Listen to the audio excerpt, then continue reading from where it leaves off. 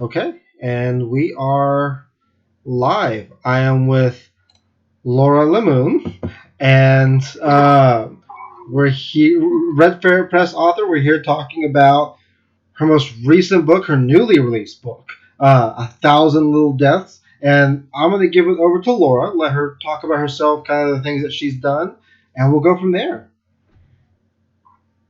Thank you. I'm Laura LeMoon, and I'm really excited about this book. I mean, it's my first book.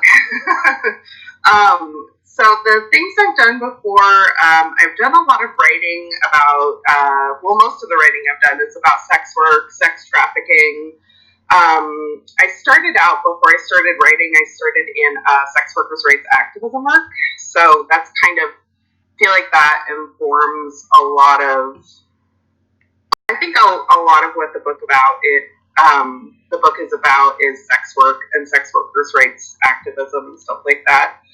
Um, so yeah, I started out in public health and in sex workers' rights activism, and that kind of shifted to me doing writing, sort of.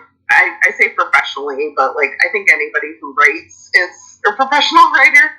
So yeah, and I just somehow like I stumbled upon Weasel Press and Red Ferret Press, and this book came into being. So it's where we are now.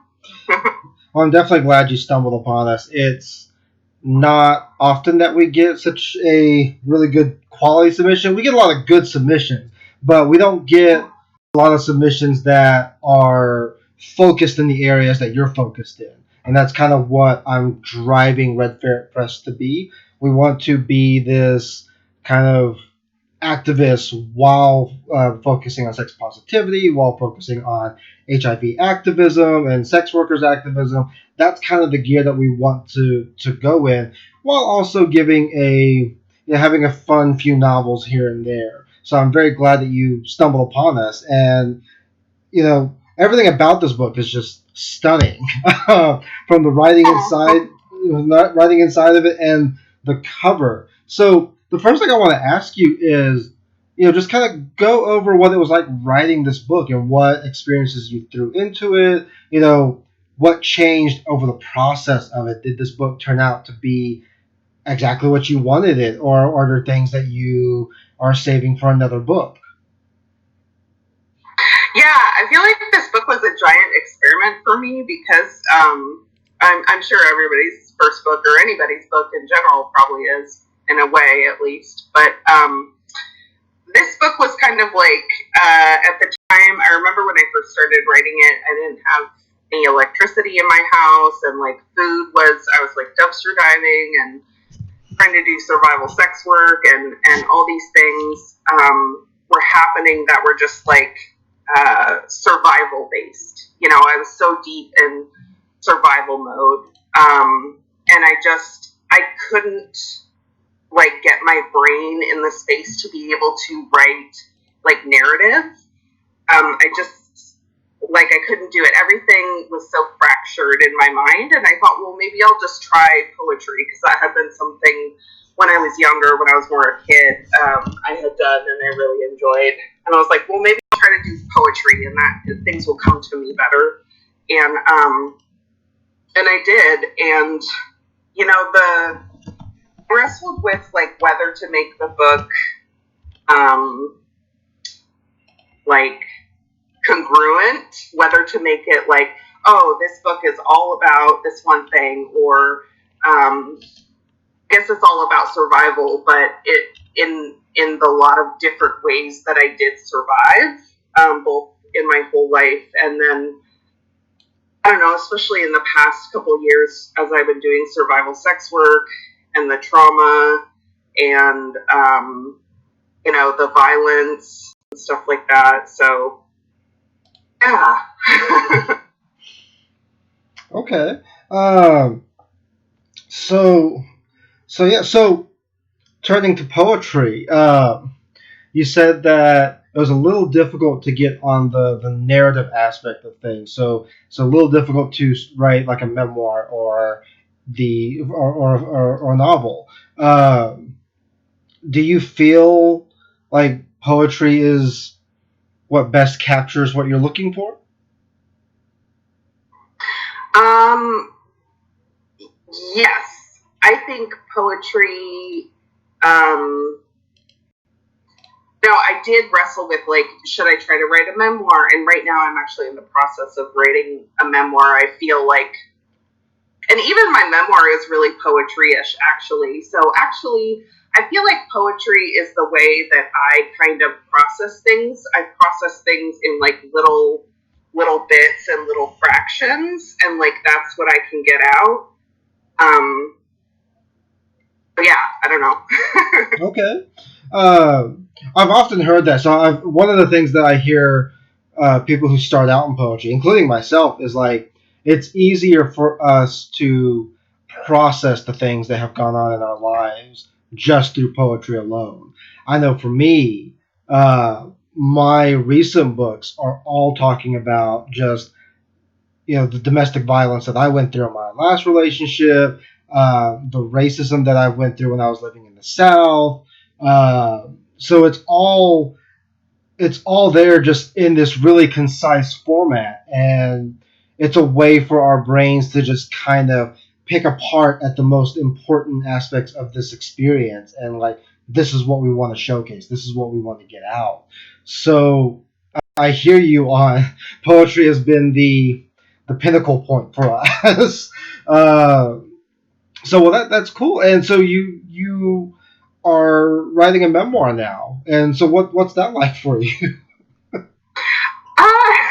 It's gone through like a bazillion drafts, and I've had like, a couple pages and then restarted and then got to 30 pages and then restarted. And I think at the beginning, I tried to make it more of like the publication and magazine writing I've done. So like for Huffington Post, I'm a pretty regular contributor and stuff. And obviously for things like that, it has to be like an actual narrative. Like, this is your thesis, this is what you're writing about. It has to flow.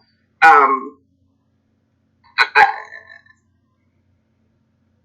yeah, I feel like for my memoir, now I'm to the point where I have a draft that I feel like is me, and I went through so many drafts to get there, but I feel like this one, it really is actually kind of a mix of poetry and prose.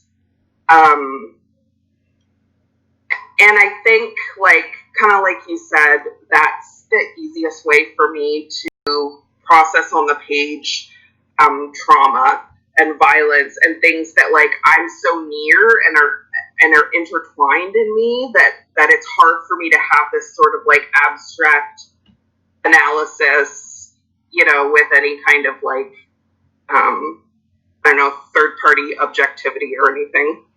Yeah, and there's something to be said about that. It's like I know for me when I was writing my books. I just finished a book of horror fiction, and I wasn't even able to bring myself to kind of write in depth of what being thrown into a bookshelf was like, or just what the horrors of a domestic violence relationship looks like for me.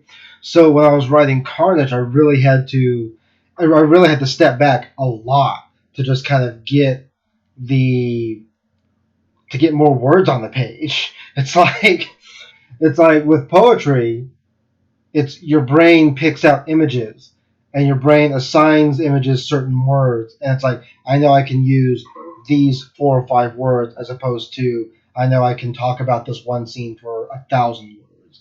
And for me, it's a lot easier, especially when for someone like me who has some focus issues. It's like I can't always sit down and write a novel for 3 or 4 hours. People who can do it, good for y'all, but that ain't me.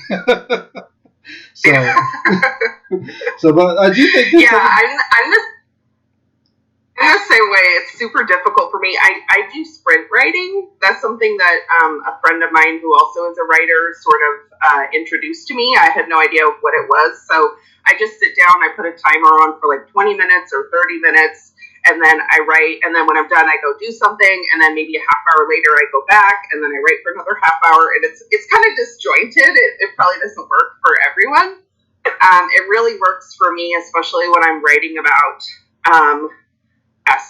like you said, like being thrown against a refrigerator or thrown against a bookshelf, or this other traumatic thing or this other violent thing that happened. Obviously, it's really emotionally taxing to sit down and write about that stuff, and have to kind of try at least in a partial way to process it for the reader, or like give the reader some kind of like direction of, okay, well, you got thrown into a bookshelf. What do I do with that? Or where do I go with that? Or, making meaning of the things that happened takes a lot out of me.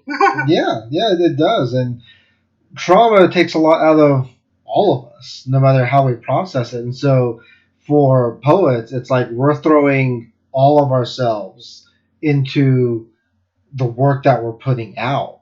And that's a strong feat, it's because you're essentially, when you have a book like this, you're essentially giving a piece of yourself to your readers. And not only are you giving a piece of yourself, you're having to help them navigate through each page. You want them to take something out of that versus, I've written this one piece and the only response you get is, oh, I'm sorry you have to go through that. You want something more than that. So I guess that's where my next question is going to go. For anyone who's reading this book, what do you want them to take away from it? That's a really good question. I think when I went into writing this thing, and I wrote it sort of disjointedly, like a poem here about one thing, and then a while went by and a poem here about another thing, and then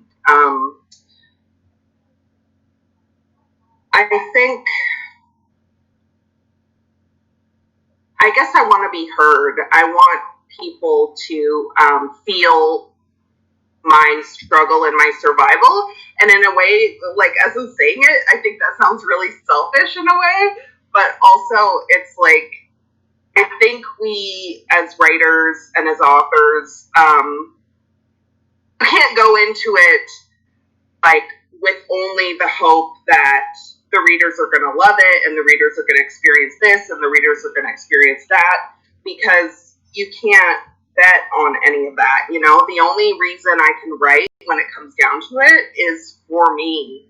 And when I write, I'm writing as a way of processing my trauma, as a way of feeling like this trauma now has a place. It's sort of begun in the earth as this ugly, horrible thing, and now it's sort of come out the other side, this like beautiful, bright thing. So yeah, and I think I wrote that in like my proposal to Weasel Press or Red Ferret Press, was that like ultimately this is kind of even a selfish act. It's just for me, so I can have my trauma out there, and that it maybe has a life or a purpose or something outside of what it has done to me. Yeah. I think something really important that you said was, I want to be heard. And there's so many marginalized voices out there that we're not being heard. BIPOC voices aren't being heard. Sex workers aren't being heard. Trans activists, they're not being heard. Most of the publishing industry is white, is cisgendered and white. I mean, we in Lee and Low, they do a yearly blog post about diversity in publishing, and this year, I believe it was 76% of the industry was white. The year before was 78, so it's gotten that, like, we're seeing change, but it's not a drastic change. I mean, it's 2%. So One of the most important things that can be said is I want to be heard, and to do something to actually put this book out. I mean, this basically when you put a book out like this as a marginalized voice, you're saying I want to be heard, and my throat is raw. I've been talking about this for God knows how long, but now my throat is raw. Here it is. Yeah. So yeah. Um, when searching for publishers, did you find many? Did you find many publishers that were meeting like your criteria? Did you have a criteria? What were you looking for in a publisher at the time?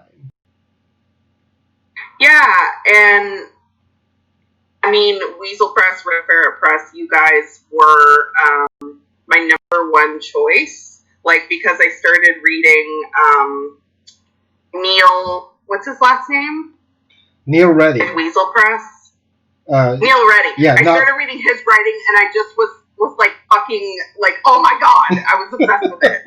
And I was like, oh my god, I love this press. They're really weird, and like they're weird in the most awesome way. And I feel like that's so. It took me, I think, about a year before I found you guys. So it was a lot of going through publishers,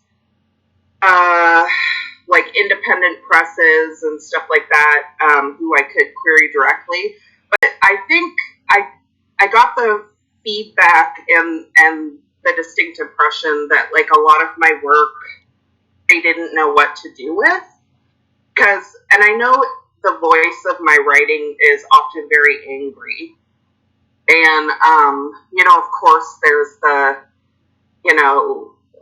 the thing of like, who wants to listen to an angry woman, and I sound like a bitchy feminist, and I sound like a giant asshole, and all this stuff. So it was kind of hard to get people to look past the fucks and the shits and the motherfuckers and the assholes and the fuck yous and all that stuff that was, in my writing, to want to give me a chance. And I felt like once I found you guys, I was like, oh, okay. They're not just looking for like cookie cutter, sort of mainstream, polite, nice, yes please, no please type of poetry, or writing in general. Like this is a press that actually has a mission, like a social justice mission, and cares about those things. And it was like I didn't see that in other publishers. So I was like, oh my god, when I got your email that my script had been accepted, I literally jumped up and down in my living room. I was like, oh my god, yes. Because once I found you guys, it was like, no, this is it. You don't understand. I have to have these guys represent me. Like, this is it. Well, thank you. That means so much to me. I've been doing this for 8 years, and so a lot of what I've been doing isn't even like we didn't really start having a mission for at least until a couple of years ago. I knew just from my own experiences that's what we wanted then. Before that we were just trying to figure out what we were. So I think you found us at the right time. So thank you for one saying that we were your number one pick, because that means so much to me, especially because we're not really a well-known press or a popular press. We get a lot of. I'm trying to choose my words carefully, but we get a lot of flack for what we do. We've had authors that we've had to cut loose before because of racist comments. We've had authors that see us as censorship, and it's like it's not what we're trying to do. We're just trying to give a. It's not even trying to give a voice. We're trying to uplift a voice that someone already has. It's just not being heard. And that's another kind of rant point that I'll probably talk about in the essay or something, where it's like, I'm tired of publishers saying we want to give a voice to this person. That person already has a voice. They just have to be uplifted and heard. It's it's annoying to hear, this person needs a voice. No, we have voices. We're here. Yeah. We're here. We've always been here. Yeah. Yeah. So thank you very much for all of that praise. That means so much to me, and especially at a time where like I'm I've been contemplating what I'm going to do for the next 5 or so years of Weasel Press and trying to figure out like, is this something that's still going to happen in 5 years from now? So like hearing comments like that helps me move forward and helps me further this mission that we need. Uh, so definitely, thank you. Um, so, but getting to the book again, you have an interesting cover design. So you and I went over the cover process, and normally for me, like I take over that process. It's just it's in my ballpark. I'll handle it, and if the author likes it, we'll go from there. If not, we'll negotiate. But in this case, you actually took over the process, and one that it came out with a really stunning cover. So I was really amazed with just the outcome of this. But I wanted to know, like, what was your thought process on like getting this made? Like, well, is this what you had envisioned, or did this change at all? Yeah, just kind of like talk about what your vision was for it. Yeah, I always have had a love of the desert and like the American Southwest and just that whole landscape. When I'm there, I feel like I don't know. I just feel like I'm home or something. I just knew I wanted it to be some kind of a desert scape. And also, I had come across recently. Forgot what I was doing. Like sometimes I go online and I just look at like different countries and how much the airfare is and how much the hotels are. So I think I was looking in Southwest Africa um, at Namibia, and there's a desert landscape there that's like pretty famous among photographers and stuff like that. And I was looking at all of the photographs online of this beautiful desert in Namibia, and it was like these dead, decaying. It was on the Skeleton Coast, which is like I guess kind of a famous area where ships used to crash or something like that. But that just jumped in my mind, and I was like, I need this to be something like the Skeleton Coast, like just desert and like dead, decayed animals or something. Um, and then I want to have me like flying through there. And I don't know like what the meaning is exactly. Outside of just, I think it represents, survival. I'm obviously like in the cover, I'm kind of like a ghost. So it's sort of like ghost, death, 1,000 little deaths. I was like, okay, this sounds good. And then I put out a call because I really appreciate you like letting me actually take the lead on the cover because I know that's something that's kind of like a no-no and a taboo. Like usually publishing houses don't let authors have that chance. So yeah, I found a friend of mine who's a dominatrix in New York. I knew I wanted the art to be by someone who was a sex worker. That was really important to me. And so she actually is pretty well known in the sex workers' rights movement. She's done a lot of really cool workers' rights art.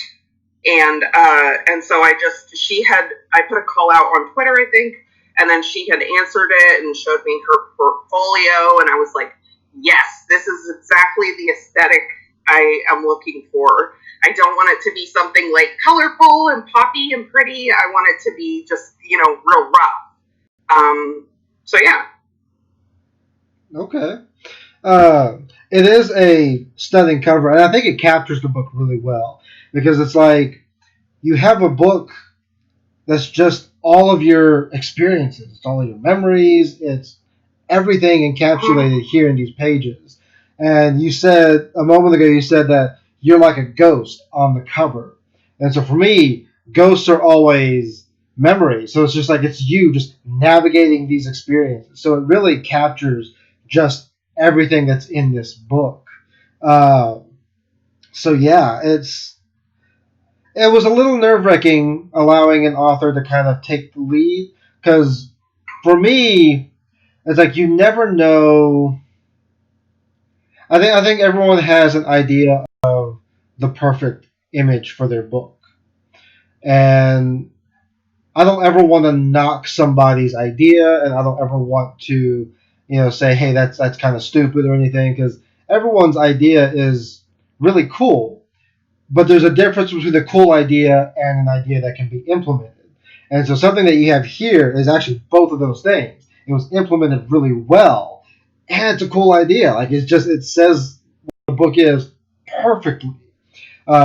Which for me, even as I design some of the covers of Weasel Press books, it's like that's very difficult to do. Is to have a cover that just encapsulates everything. We have books on our in our stock that are great. Like they have really great covers, but I'm not quite sure if it says exactly what the book is meant, or or if anyone really understands what that book is going to be about. So I think you really capture that here, and kudos to the artist. Like they did a really amazing job, and I love the fact that the artist is also big in the sex workers' rights movement. It's like this is all tied together just as it should be, and that's amazing.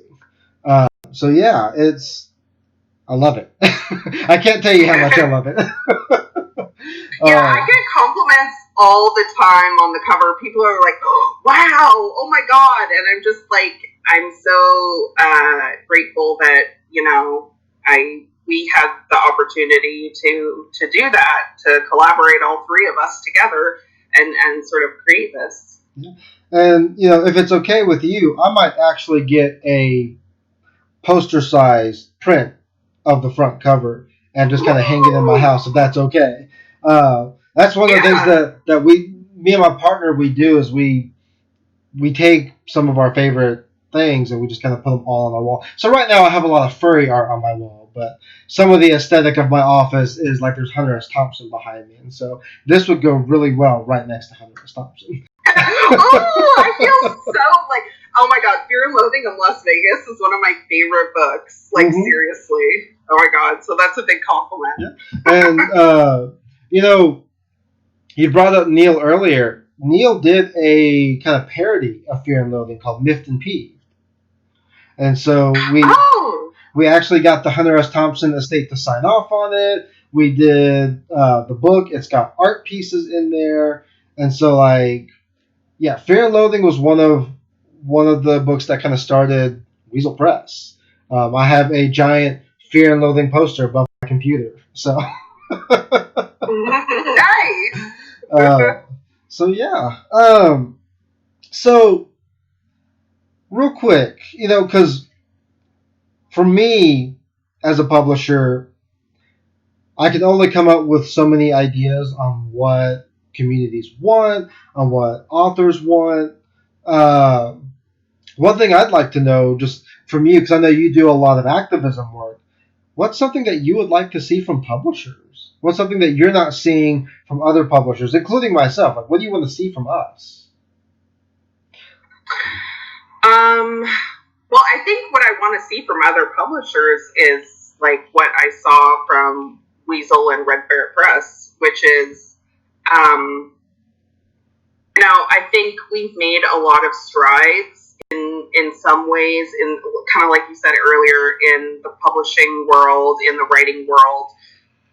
But like, there's still so many communities that aren't given a chance.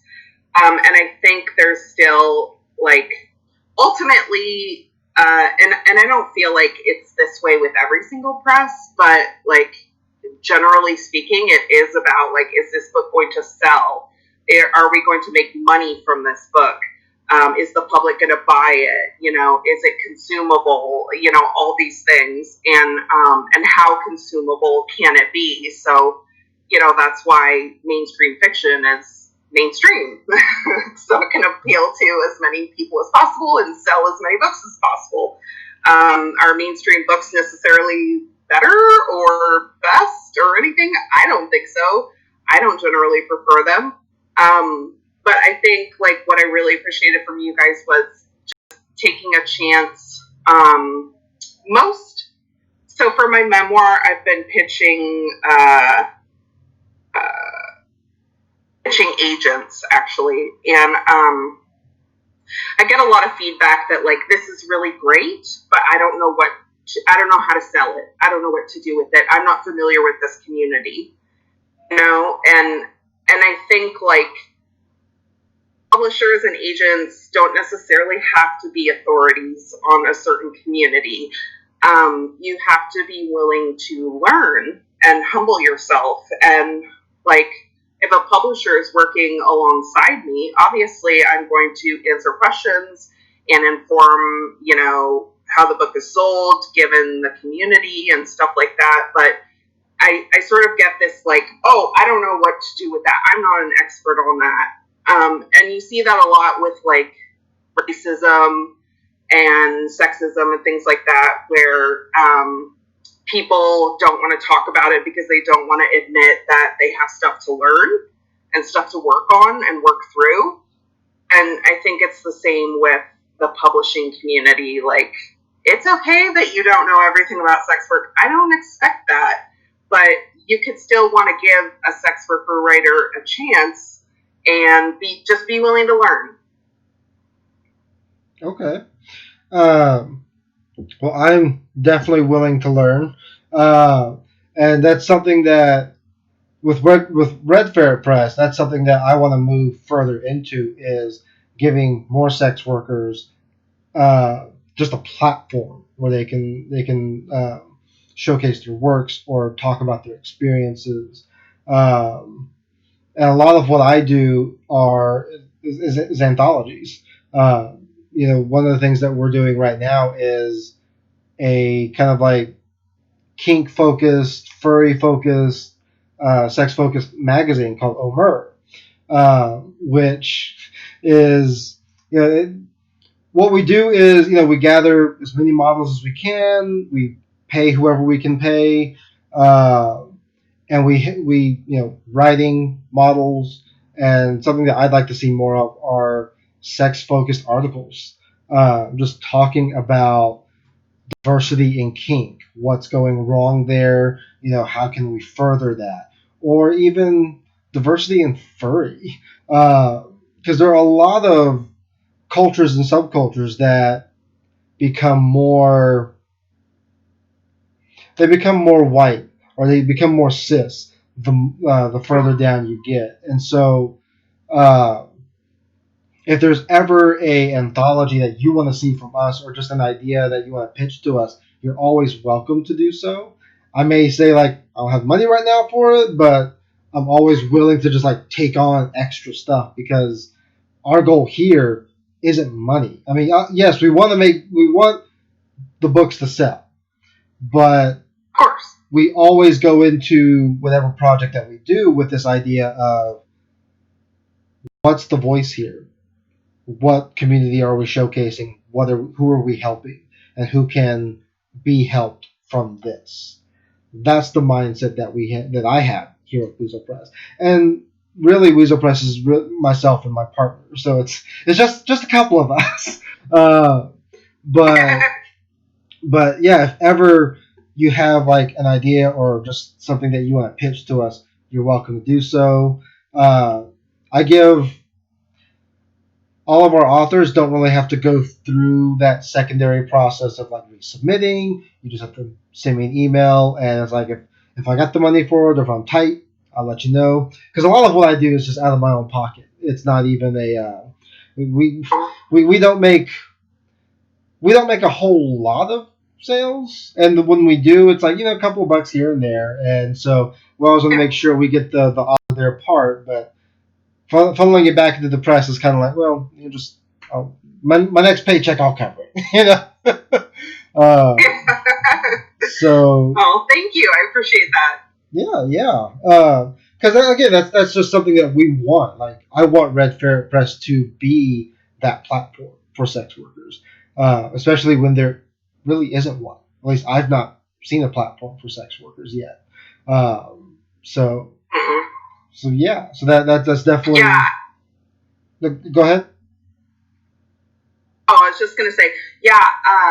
I love the idea of Red Fair Press. I mean, I love Red Fair Press, but I love really the idea of it because, and I think that's part of, it seems so stupid to me because my whole life revolves in so many ways around sex.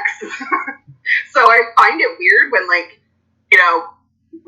regular presses are, I feel like, kind of like shy away from, because a lot of my stuff has graphic sexual things in it because that is so much a part of my life, whether it's consensual sex and sex work or it's rape or it's, and I feel like there's, in a lot of ways, nowhere to go with those things or those stories because people are still, kind of like, oh, this is graphic. Yeah, and that's something my partner and I have been constantly talking about, is just the difference between like, because like when Red Fairy Press first came out, we were classified as an erotic press, and I think that's the term that I've always used, was erotica. But when you look at that, erotica is really more of a fancy way of selling sex, in my opinion. It's like it's a way of just like packaging it and making it more marketable and consumable. So that's always been a discussion between my partners, like, how can we be more sex positive, not erotic, but how can we actually be sex positive and open to sex discourse with our publications? Like, that's what we want. And it's like we've even done panels on just the difference between uh, being sex positive, and so how some anthologies may or may not be as sex positive as you would imagine, and just kind of what that means as an author, uh, because there is this kind of stigma of, if you have sex in your work, it's shunned. It's like, oh, that's like you said, it's graphic. And it's like, no, sex is a part of all of our. It's a part of everyday life, and it's should be discussed as normally as breakfast. At least in my opinion. uh, Yeah, yeah. so yeah. So I may actually email you some questions on ways that Red Ferret Press could be more sex positive and sex open, because that's a space that I'm still navigating. Uh, so may have an email from me soon. Cool. Well, I'm honored that you would think of me, and I'm happy to contribute any thoughts or ideas. Yeah. I'm just so glad something exists where, work like mine can have a home. Mm-hmm. Yeah. So, well, we are getting kind of into the end of things here. I do want to thank you for doing this. This is kind of like the first.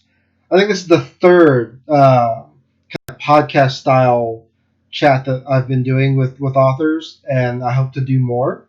So definitely thank you for agreeing to do this. And if you have a chance, would you be okay with reading a piece or two from your book? Yeah. Right now? Yeah, I mean, if you're able to. If not, that's fine. We can do something a bit later. So I totally would, except that this is so embarrassing. the dog ended up peeing on my book, and I had to throw the book away. That's why I was asking you about the 10 copies. Because I was like, oh, I need to have my own book. Like, you know, it's not professional. I should have my own book.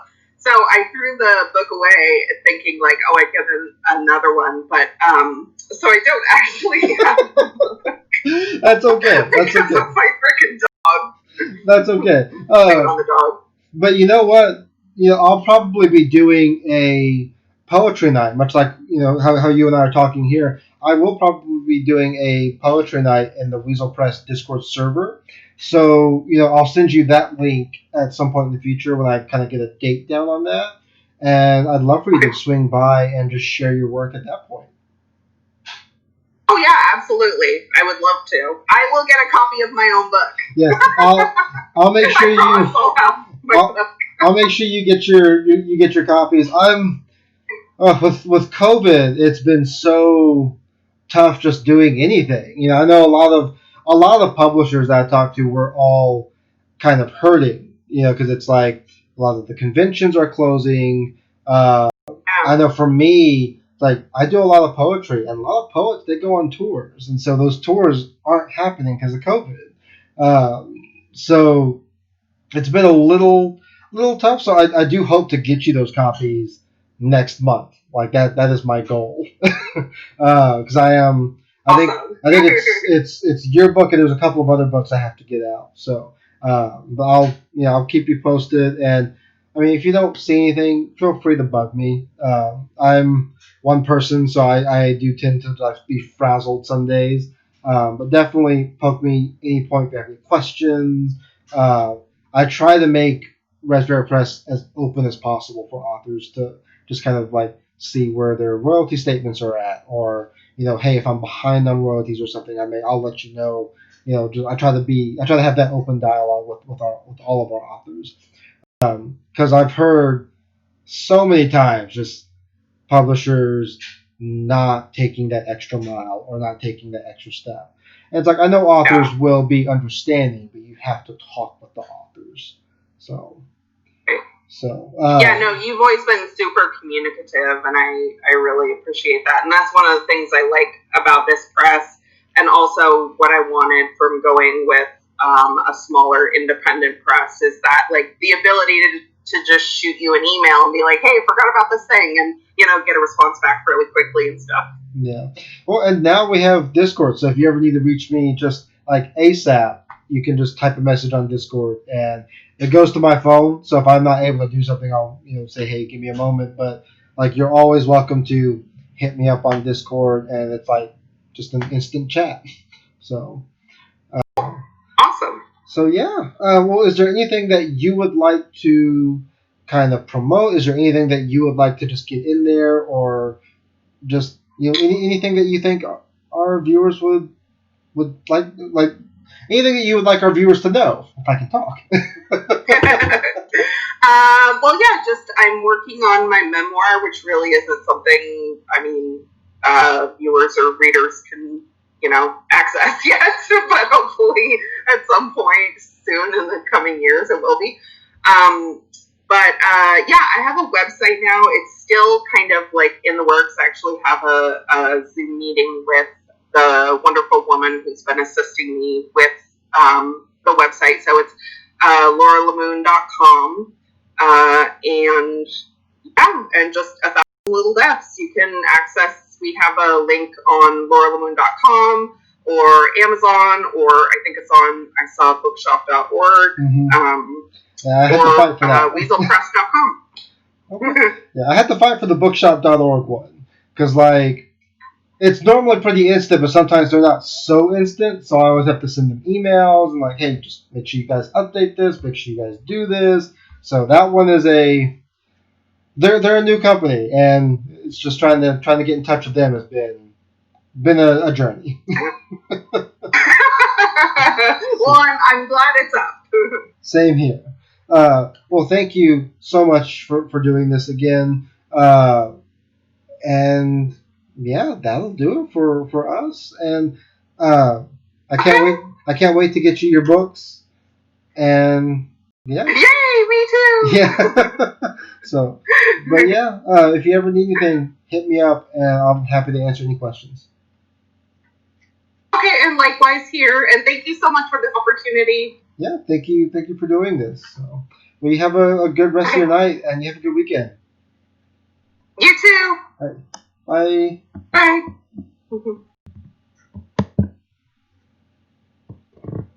All right, so that was Laura LeMoon, and let me disconnect here. There we go. Um, yeah. So, if there's anyone in the chat, thank you for coming out. Oh, there is actually a person. Well, thank you for sitting in with us, and I hope you check us out tomorrow. We'll have another author coming in tomorrow. Her name is Linda Ann Losciavo, and she'll talk about her book Concupation Consumption. So check out Weasel Press on Twitter, which is at Weasel Press, and you can also check out Red Ferret Press on Twitter, which is at Red Ferret Press. So yeah, thank you for swinging by, and we'll catch you on the next one.